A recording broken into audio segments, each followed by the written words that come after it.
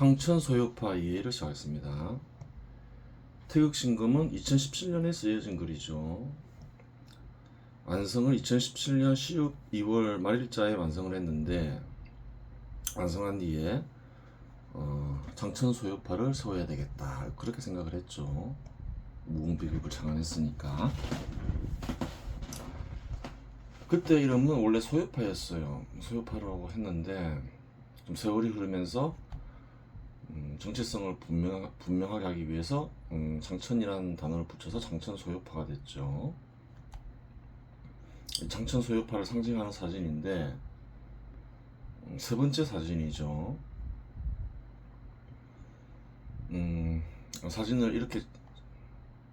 사진을 찍고 직접 이렇게 마크를 두 개를 달았죠. 바다가 있고 하늘이 있죠. 그리고 그래요. 막 아파트들이 보이죠. 한국 문명을 상징하죠. 그래요. 하늘처럼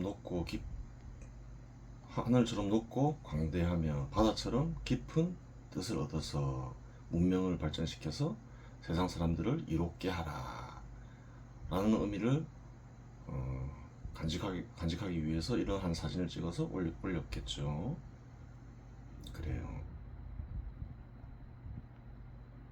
이 마크는 장천을 뜻하고, 이 마크는 장천 소요파를 뜻하죠.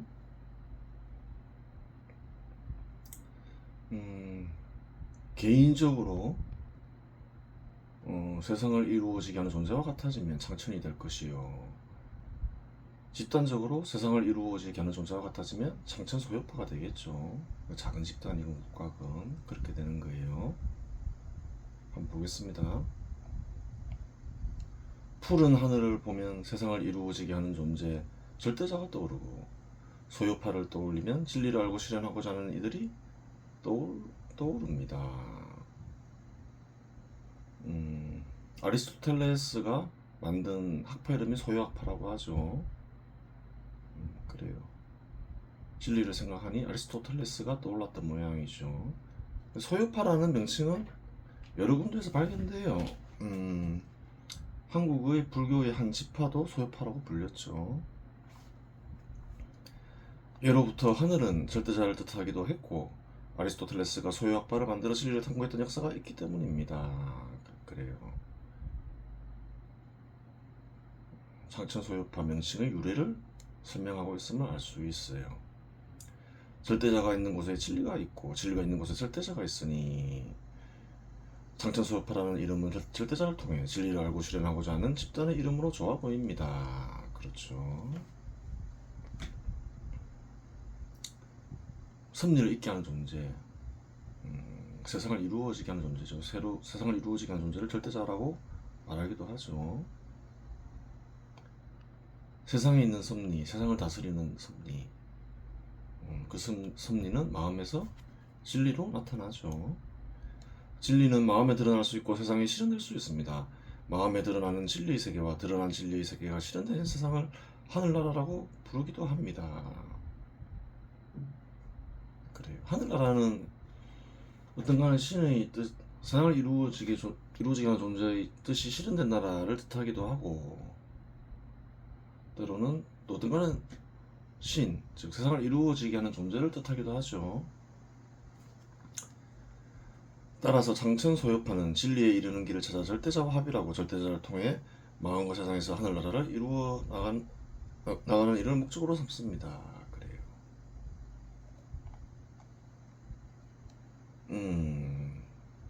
장천에서 시작해서 장천 소요파로 끝을 맺으면 좋겠죠. 그렇게 되는 거예요. 태극신금을 써니는 장천 소요파를 세우는 게 목표냐? 목표이긴 한데 집착하지는 않겠죠. 1차적 목표가 있어서 그렇죠. 1차적 목표는 마음을 그대로 드러내는 것이다. 어떤 간에 신의 마음을 찾아서 드러내는 것이다. 2차적 목표는 장천 소유파이다. 그래요. 1차적 목표가 훨씬 중요하겠죠. 훨씬 중요하다고 할 수는 없는데 동등할 수도 있는데 현 시점에서는 그렇다는 거예요. 마음을 구체적으로 드러내야지 구체적으로 뜻을 실천할 수 있잖아요. 구체적으로 드러내지 않으면 실천할 수가 없잖아요. 구체적으로 드러나면 둘 다 뭐 동등하게 중요하겠지만 현 시점에서는 드러내는 게 더 중요하겠죠. 그렇게 되는 거예요. 굳이 이거를 쓰니가 장천 소유파를 번영시키지 못하더라도 현 시대건 미래의 시대건 미래건 또 자격을 갖춘 이가 나타나서 실현시키겠죠. 그렇게 되는 거예요.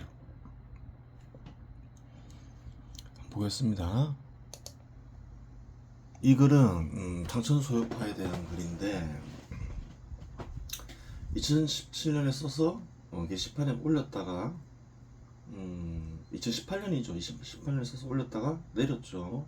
좀 불완전한 부분이 많다고 생각해서 내렸고 이제 다시 살펴보는 것이겠지요. 한번 보겠습니다. 서문 장천 소유파의 목적은 진실에 바탕하여 그래요. 예전에 없던 말이 들어간 거죠. 진리를 탐구하면서 절대감을 얻고 일체지 나아가 세상을 이루어지게 하는 존재의 뜻과 마음을 드러내는 것이며 최종적으로 세상을 이루어지게 하는 존재의 뜻을 실현하여 세상과 세상 사람들을 이롭게 하는 것이다.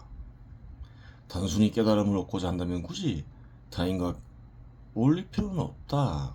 물론 깨달음의 길에 먼저 발을 디딘 인간들이나 보다 높은 깨달음에 이른 인간들은 그렇지 않은 인간들에게 어느 정도 도움을 줄 수 있을 것이다. 하지만 결국 깨달음은 스스로의 노력에 의해 자격을 갖춤으로써 얻어지는 것이지 누군가가 대신에 얻어줄 수 있는 것은 아니다. 따라서 결국 이 목적의 달성을 위해서는 오직 홀로 가는 수밖에 없다.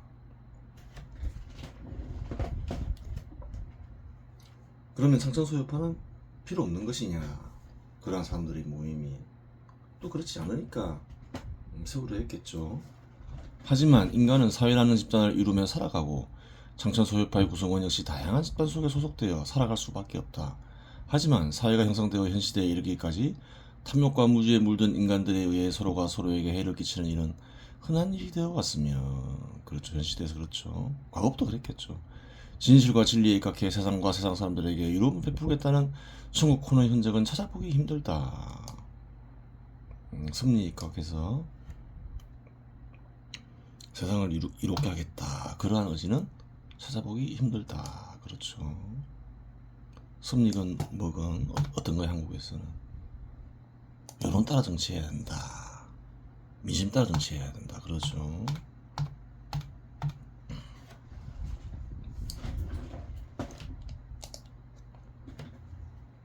그러한 혼이 강한 인간들이라고 하더라도 소속된 집단이나 주변 인간들이 탐욕과 무지한 행동에 휩쓸려 타인이나 사회에 해를 끼치는 경우는 쉽게 접할 수 있는 일이다. 하지만 인간이 지닌 본성상 마음의 진실을 찾아 진리를 깨우치고자 하는 의지가 완전히 실종될 수는 없다. 그렇죠. 오히려 진실과 진리를 외면하는 성향이 사회적으로 널리 퍼져 점차 강해질수록 진실과 진리를 찾고자 하는 의지 역시 그에 반발하여 사람들이 마음에서 강렬해지는 법이다. 새로 들어간 말이죠. 이러한 성향은 쉽게 현실에서 확인이 가능하죠. 뭐 예를 들어서 어떤 경우가 있나요? 한국에서는 그래요. 문재인 정부가 일관되게 좌파를 지향하면서 좌파 정책을 실현하려고 했죠. 부동산 정책이나 뭐 여러 가지 경제 정책에서 본인도 뭐라 했나요? 간첩의 사상을 제일 존경한다. 뭐 사람도 존경하겠죠. 그래요. 신용복인가 그렇죠. 노골적으로 좌파임을 드러냈어요. 그러니까 어떤가요? 그에 반발하는 사람들이 2차 태극기 집회를 열었죠. 조국 사태를 빌미로 하여. 좌파 그래요. 좌파 정책이 뿌리내리게 할 수는 없어. 그러한 이들이 이제 모여서 일으킨 집회죠. 2차 태극기 집회를 볼 수 있죠. 1차 태극기 집회는 언제 일어났나요? 2000 그래요. 박근혜 탄핵 때 있었죠. 그러한 이유로 무지와 탐욕의 바탕을 둔 악이 만연할수록 진실과 진리에 바탕한 선 역시 두터운 지표를 뚫고 생성되는 화산처럼 응축되어 폭발하게 된다. 그래요. 확인이 현실에서도 확인이 늘 가능해요.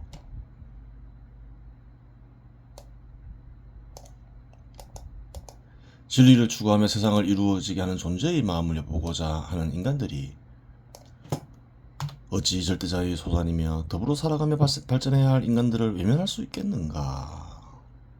2017년에 쓰여진 글이죠. 생각보다 유포가 됐을 수도 있어요. 2017년에 이와 같은 글이 태극신검도 그렇고 크게 뭐 사회적으로 뜨지는 않았어. 그렇지. 그 당시에도 수천 명이 읽긴 읽었으니까. 태극신검 같은 경우 한국에서 진행되는 세계 최저 수준의 출산율, 청년 실업률의 증가 및 청년들의 좌절,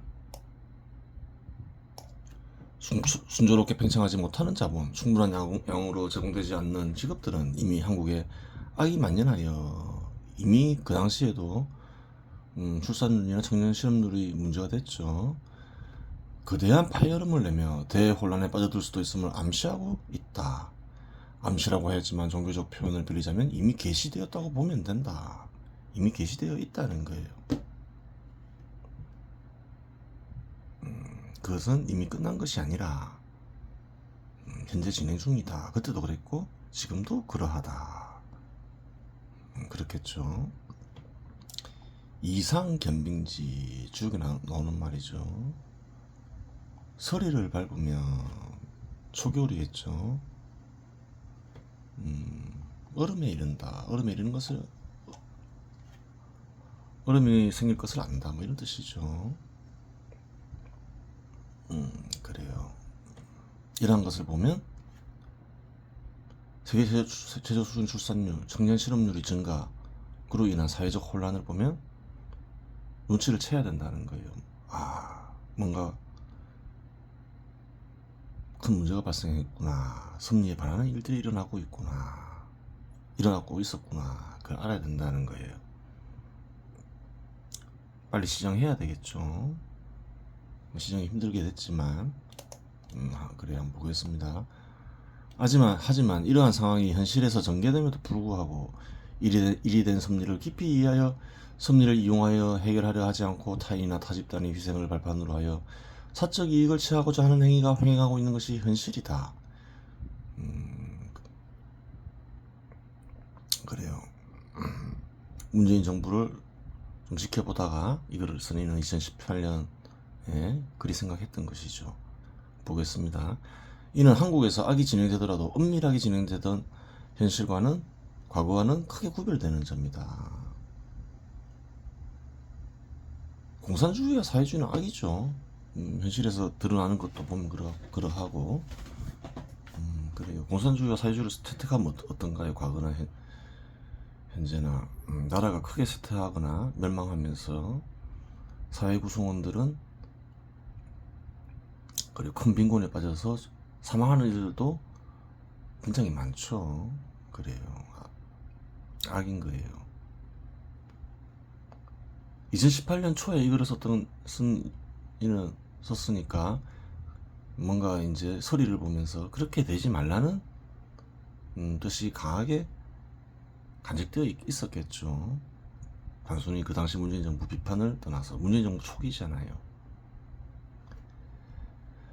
그래요. 경제 성장률이 3% 내외인 국가에서 타인이나 타 집단의 손실은 아랑곳하지 않고 자신이 속해 있거나 자신에게 도움이 되는 특정 집단을 위해 부정적 효과가 명백한 최저임금 인상을 2017년 16.4%, 2018년 10.9%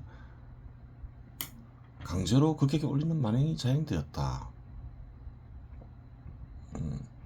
그의 생존에 위협을 느낀 중소상인들은 거리투쟁에 나서며 사회는 분란의 소용돌이 속에 빠져들고야 말았다. 성장률을 훨씬 초과한 이런 인상은 잘못된 거죠.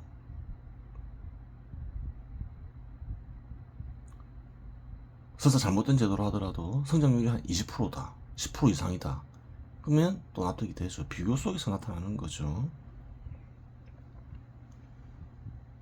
그리고 그 당시 급격한 최저임금 인상 정책, 소득주도 성장에 대해서 큰 반감을 드러내고 있음을 알 수 있어요. 그러면 그렇게 해서 수년간 급격한 금리 인상을 했는데 과연 풍요를 누렸냐는 거예요. 사회 구성원 개개인이 그러한 것으로 풍요를 누릴 수 없다는 거예요. 예전에 얘기했죠. 생산성 강화, 산업들이 생산성 강화와 국가 경제력으로 인해서만 풍요를 누릴 수 있다. 급격한 최저금리 인상, 혹은 급격한 금리 인상, 급격한 금리 하락, 그런 것으로 그래요. 풍요를 누릴 수는 없다. 그래요. 그렇게 얘기하고 있는 거죠. 물론 섭리를 이용하면 최저임금 인상을 무리하게 하지 않더라도 저소득층의 풍요를 달성할 수 있는 방법은 무척 많다. 2018년에 이제 이런 글을 남겼는데 어떤가요? 최근 들어서는 그런 방법들이 모색되고 있음을 알 수 있어요. 옛날에는 전 국민을 향한 복지라 하면 선처럼 매겨졌는데 근래 오래되지 않았죠. 근래 들어서는 그렇지 않다는 거예요. 약자들을 우선적으로 도와주자, 그런 견해들이 널리 퍼지고 있음을 알 수 있어요. 물론 이러한 현실은 한국에서만 발생하는 현상이 아니라 세계 여러 국가들에서 때때로 발생하는 현상이지만 특히 한국에서 심하다고 말할 수 있다. 그 시대 2017년에 그렇게 생각했던 것이죠. 이러한 현상은 그래요. 세계 곳곳에서 많이 발생하죠. 유럽에서 더 훨씬 빨리 시작됐죠. 남미에서도 많이 있었고 대부분 국가들이 쇠퇴하고 어려워지죠. 2024년 들어서는 어떤가요? 이런 것에 반대하는 흐름도 강하게 포착이 되죠. 널리 유포되고 있음을 알 수 있어요. 우파 정당들이 다시 이제 주목받고 있잖아요. 유럽 같은 경우에. 이러한 현상이 발생하는 원인은 최고 존재자인 세상을 이루어지게 하는 존재에 대한 경외심은 제외하더라도 섭리에 대한 인식의 부재, 섭리를 거슬렀을 때 발생하는 재앙에 대한 무지로 인한 것으로 볼 수 있다. 하지만 이러한 현상은 현재나 미래의 세계 어느 곳에서나 발생할 것이며 그로 인해 헤아리기 어려울 정도로 많은 인간들은 고통과 비탄에 살아갈 것이다. 그래요. 한국에서만 아니라 세계 여러 곳곳에서 현재나 미래나 언제든지 발생할 수 있다. 이 글을 쓴 이는 그렇게 얘기하고 있는 거예요. 이러한 현실은 진리를 탐구하는 창천소협파의 구성원들로 하여금 두 가지 사명을 수행하기를 요구하니 이에 부응하기 위해 창천소협파는 두 개의 창천소협파로 분화될 수밖에 없다. 우선 하나는 내창천소협파로 규정짓고 다른 하나는 외창천소협파로 규정짓겠다. 그래요. 한번 보겠습니다. 무엇인지. 내창천소협파는 현실 참여를 배제하면 안 되죠. 현실과 동떨어질 수 없으니까 좀 잘못된 부분에서 고치는 거예요.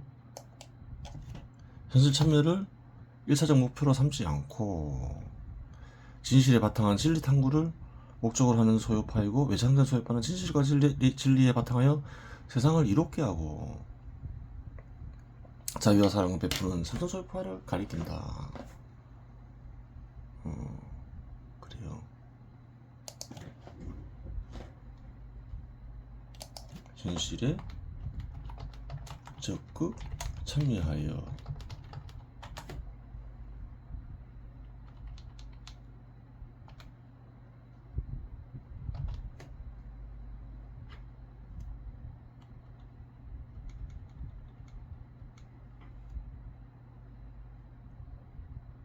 그래요.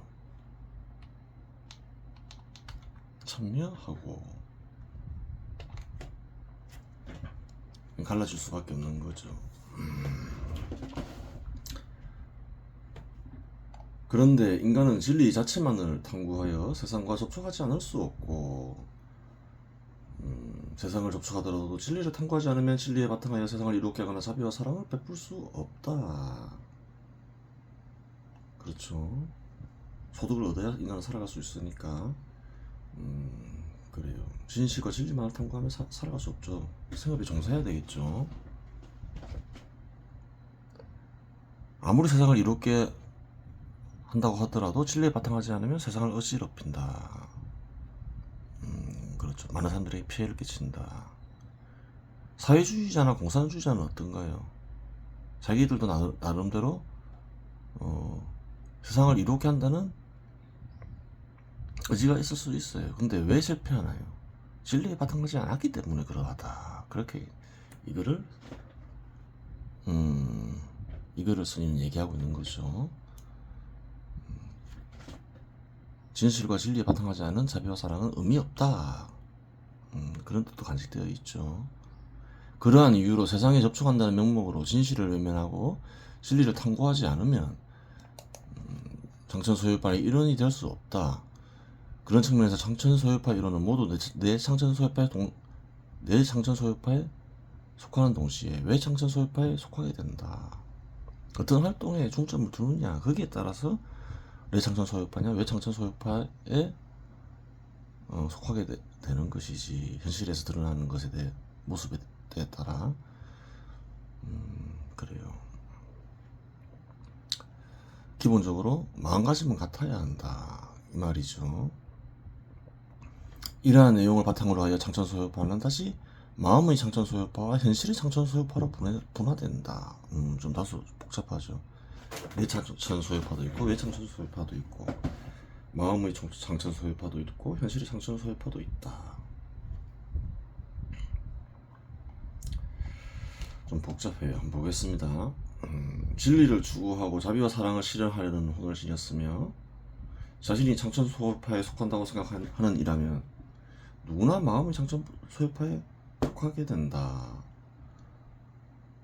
집단화된 장천파에 소속원이 되지 않더라도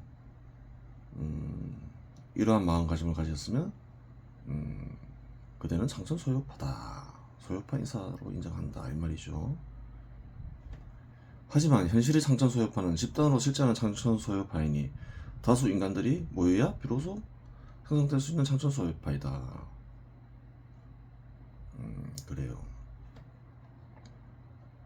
대부분의 인간들은 진리에 대한 갈망이 있으며 진리에 의해 다스려지면 세상은 보다 나아질 것이라는 것을 굳이 누군가가 가르쳐주지 않아도 절로 알고 있다. 하지만 그러한 생각을 가진 인간들은 다수이지만 서로 힘을 합치지 못한다. 그렇죠. 오히려 진리하고 거리가 먼 무지와 악으로 가득 찬 인간들은 소위 신념이라는 이름 하에 혹은 악에 바탕한 개인의 이익을 위해 서로 힘을 합쳐 자신들의 의지를 현실에서 관철시킨다. 사회주의자나 공산주의자를 보면 알 수 있죠. 당을 만들고 당을 장악해서 실현시키죠. 문재인 정부 때 실을 때 그러지 말라고 써놓은 글이겠죠. 그런데 그렇게 하지 않았죠. 개인의 이익이라고 하여 반드시 악에 바탕한 것만 존재하는 것은 아니다. 그래요.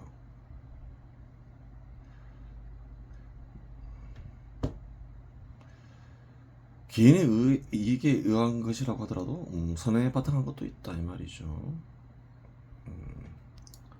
어떤 식으로 이익을 실현하느냐에 따라서 선과 악이 갈라지는 것이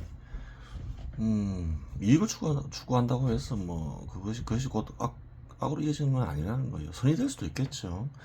그로 인해 발생하는 피해 및 많은 인간들이 고통을 어느 사회 어느 시대에서나 쉽게 목격할 수 있다. 그래요. 악인들이 합쳐서 집단을 이루면서 많은 사회와 사회구성들에게 해를 끼치는 일은 얼마든지 확인이 가능해요. 본시 진리를 추구하는 이들은 집단을 이루는 것을 좋아하지 않는다. 그것은 두 집단 행동에 참여함으로써 삿된 의지가 진리 탐구에 개입할 여지를 남기기 때문이다. 두 존재 모두 진실과 진리를 중시하는 집단이나 개인이 진실과 진리를 중시하는 집단이나 개인이라고 하더라도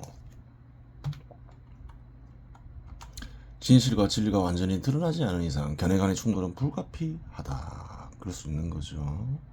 하지만 최근 한국에서 발생하고 있는 여러한 현상들을 목격하면 현실이 창천소유파, 나아가 왜 창천소유파가 생성되지 않으면 누구나 당연히 누려야 할 편안한 삶이 불가능하다는 사실을 명백히 알 수 있다. 그래요. 현실이 창천소유파, 집단화된 창천소유파죠. 현실에서 드러나. 왜 창천소유파는 또 어떤가요?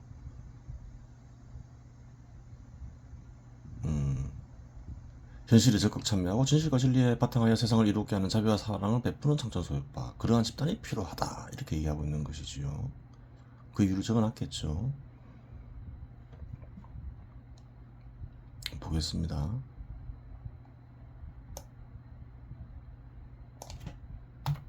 시장 지배 시대 제도가 사회에 뿌리 내리게 되면 자본과 시장은 원래부터 있었는데 합쳐지면서 시장 지배 시대 제도가 도래했다고 예전부터 설명했죠. 정치 제도인 민주정치 제도 역시 사회제도의 일부로 결합된다. 그렇죠. 시장 지배 시대 제도가 발전하면 발전할수록 선거에 바탕한 민주정치제도 역시 결합하고 있음을 알 수 있어요. 그러한 과정에서 과거에서 신분제도로 실현되었던 정치 권력의 사유화는 사라지는 절차를 밟게 된다. 그래요. 과거 고대의 권력자들은 왕이나 귀족과 같은 신분을 만들어 정치 권력을 사유화했다. 민주정치 제도는 그러한 권력의 사유화를 제거하기 위해 결합되었는데, 이는 권력의 공적 성격이 강화되면 자본의 유지 및 팽창이 용이해져 국가는 번영하고 개별 국민들이 부의 증가가 보다 쉬워지기 때문이다. 민주정치 제도를 도입했다 해서 계속 번영하고 그러냐, 더 번영이 용이해지고 그러냐, 그렇지 않으면 쉽게 목격할 수 있죠. 오히려 한국은 어떤가요? 민주 정치 제도에 있어서 그래요. 정도가 떨어지는 군사 정부 때 오히려 더 훨씬 크게 번영했음을 알 수 있어요. 그 원인도 사실은 살펴봐야 되는 거죠. 공간별로도 자본이 팽창하고 있는 곳에서 국부와 국민들이 부가 증가하는 현상을 쉽게 목격할 수 있고, 기회도 많고 그렇죠. 불평등도 덜하고, 시간별로도 자본이 팽창하는 시기에 국부와 국민들이 부가 증가하는 현상을 쉽게 목격할 수 있다. 개별 기업을 살펴보더라도 개별 기업이 자본이 팽창할 때 기업의 구성원들의 소득이 증가하고 근무 여건이 나아지는 현상을 쉽게 확인할 수 있다. 그렇죠.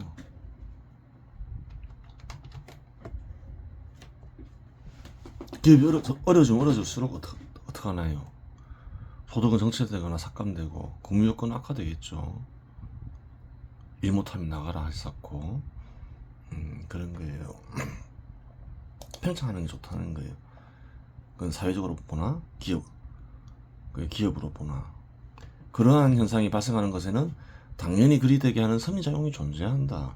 하지만 선의작용은 구체적 내용을 인식하지 못하더라도 현실을 직시하면 누구나 직관적으로 그러한 결과를 알 수 있지만 이를 무시하고 자본의 발전을 제한하거나 자본을 이루어지게 하는 사회 질서를 파괴해야 국부가 증가하고 사회 구성원들이 풍요를 누릴 수 있다고 주장하는 견해와 그러한 견해를 실천하는 인간들이 예로부터 존재했다. 그래요. 문재인 정부 때 그런 성향을 강하게 드러냈죠. 일관되게. 현 시대에도 그러한 이들이 존재하는데 그러한 이들은 사회 구성원들의 탐욕과 질투심을 자극하여 자본의 발전을 제한하거나 자본을 이루어지게 하는 질서를 서슴지 않고 파괴한다. 물론 그러한 이들은 민주정치제도 하에서 권력을 획득하고자 하는 정치인들이나 정치인들을 통해 이득을 얻고자 하는 집단이나 개인이다. 정치인들 중 어떤 이들은 사회주의와 같은 극단적 포퓰리즘, 즉 미혹에 빠져 그러한 일을 저지르는가 하면 어떤 이들은 권력을 쉽게 획득하고자 그러한 일을 저지르는데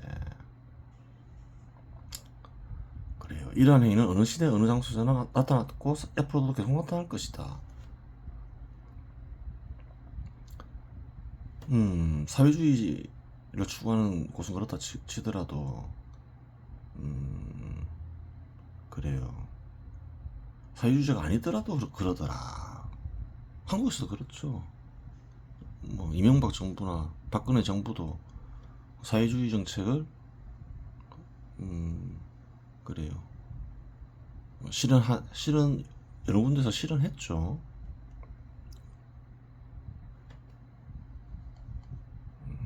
그래요. 문제정부만큼 강도 높게 하진 않았다 하더라도 뭐 비슷했어요. 뭐 강도가 좀 세냐 약하냐 이럴 뿐이지. 그래요.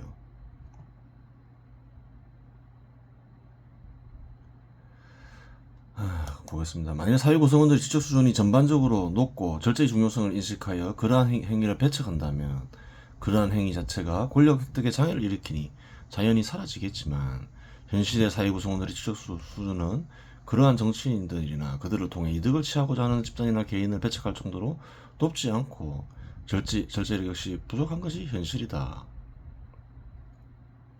사회 구성원들 전체가 바른 견해를 가지고 바른 견해를 실천하려고 하면 정치인들이 아무리 타락을 부추겨도 타락시킬 수가 없죠. 오히려 배척당하면 더 바른 견해에 해서 정책을 시행하려 하겠죠. 근데 그렇지 못하다는 거예요. 그럼 한국은 과연 그런가 그렇지 않은가 현 시점에서 살펴볼 필요 있겠죠. 현 시점에서 살펴보고 넣은 말이겠죠. 보겠습니다. 전반적으로 그러하단 말이지 모두 그러하다는 말은 아니다. 다수는 아니더라도 한국인들은 많은 이들이 바른 견해를 가지고 몇 년 전에 비해 다소 나아진 측면이 있다. 민주당은 전 국민들에게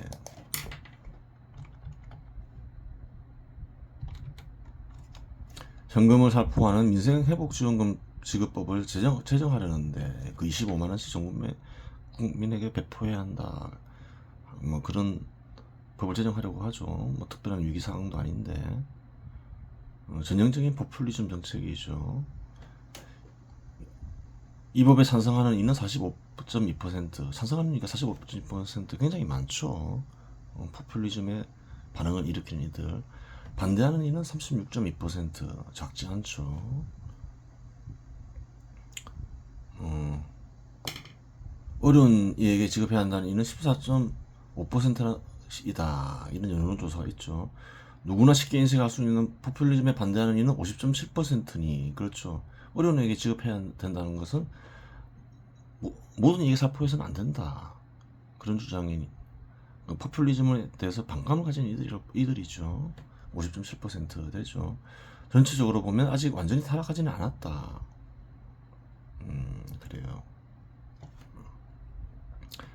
하지만 지적 수준이 전반적으로 높아지고 절제력이 강화되더라도 사회 구성원들의 탐욕과 질투심은 완전히 사라지지 않으니 공동체를 파괴하더라도 권력을 획득하고 유지하고자 하는 이들이 상황을 이용하여 그러한 만행을 벌인다면 사회 구성원들 대부분이 순간적으로 사념에 사로잡혀 실수를 저지를 수 있다. 그래요. 따라서 설사 특정 시기에 사회 구성원들이 탐욕과 질투심을 배제하고 자본의 발전을 통해 국부와 국민들이 부를 증가시키더라도 그와 같은 시기는 지속적이지 않으며 민주정치 제도 하에서는 결국 포퓰리즘에 입각한 정치인이 권력을 획득하여 사회를 파괴하는 현상은 현실에서 쉽게 확인하며 되며 앞으로도 얼마든지 발생할 수 있다. 그래요. 한국 사회는 장기적으로 자본의 발전을 위해서 힘썼던 시기가 있죠. 군사정부 때 박정희부터 전두환, 노태우 정부에 이르기까지로 볼 수 있는 거죠. 결국 이러한 현상이 발생하는 우리는 민주정치 제도화에서는 선거를 통해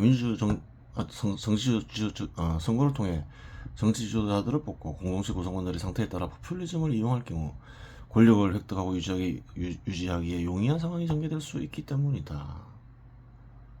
그렇죠. 하지만 그렇다고 하여 선거에 기반한 정치 제도를 포기하고 소수나 1인에게 권력을 집중시킬 수도 없다. 그런 조건이 안 되죠. 어느 정도 시장 지배 제도가 발전하면 후퇴하면 또 그런 현상이 일어날 수가 또 있겠죠.